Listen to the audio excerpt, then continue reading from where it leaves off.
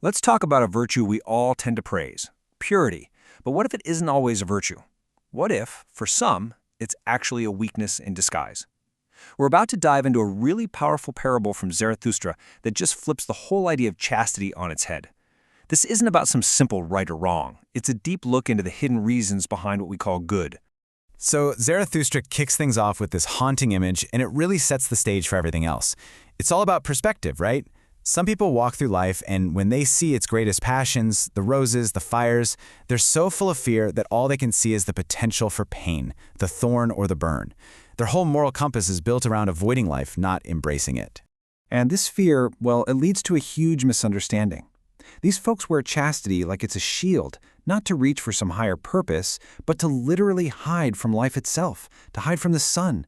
They've convinced themselves that holiness is found by starving their senses and turning their own blood to ice. But here's the thing, Zarathustra sees right through this.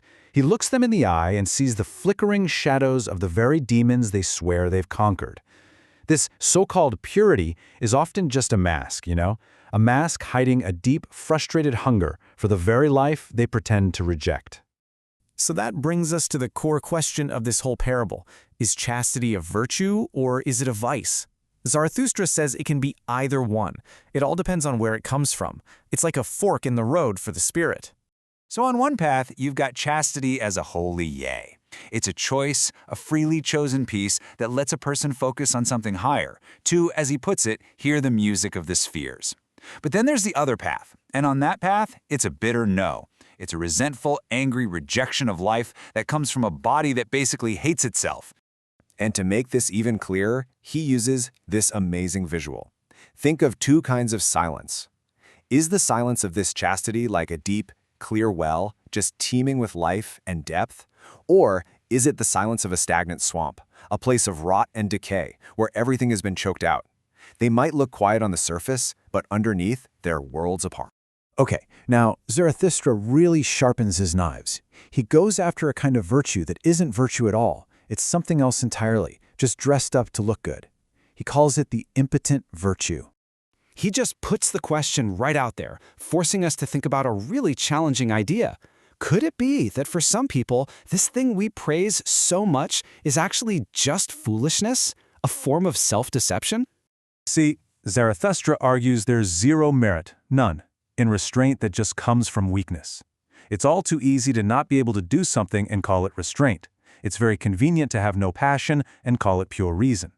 And being chaste just because you're exhausted, that's like offering God the scraps from a meal you're too tired to even eat. And here's what happens when you try to do that. When you just run from your passions, when you try to suppress that beast inside you, it doesn't just vanish. Nope, it follows you. And it ends up growling under the very altar of your good conscience, only now it's more twisted and way more dangerous than before. So, if suppression is the wrong way, what's the right way? Well, it's this key idea, transfiguration. True virtue isn't about crushing your passions or pouring a bucket of cold water on your inner fire. It's about becoming a master of that flame, learning how to direct its incredible energy towards something higher.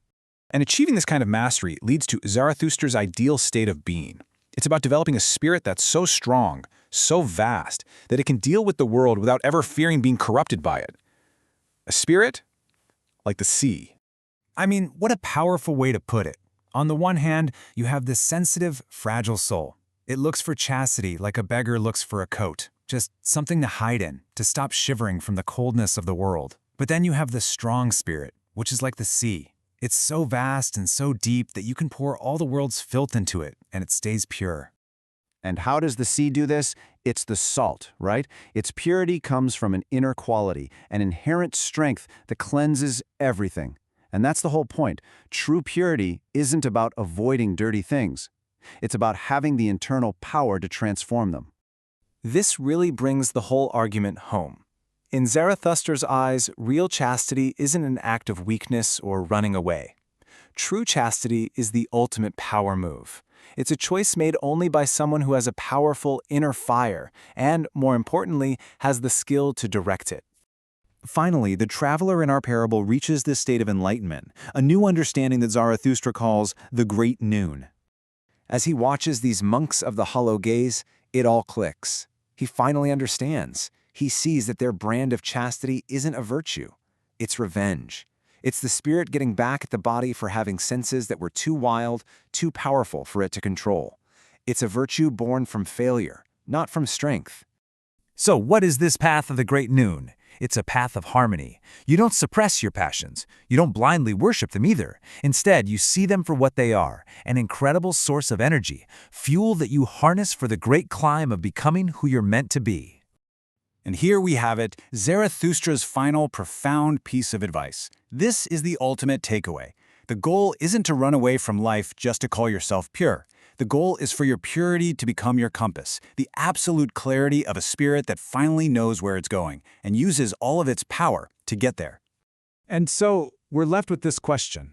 Turning the whole parable back on ourselves, when we think about our own virtues, the things we hold back on, are they coming from a place of fear, a flight from life? Or are they born of strength, a compass that actually guides us right through it?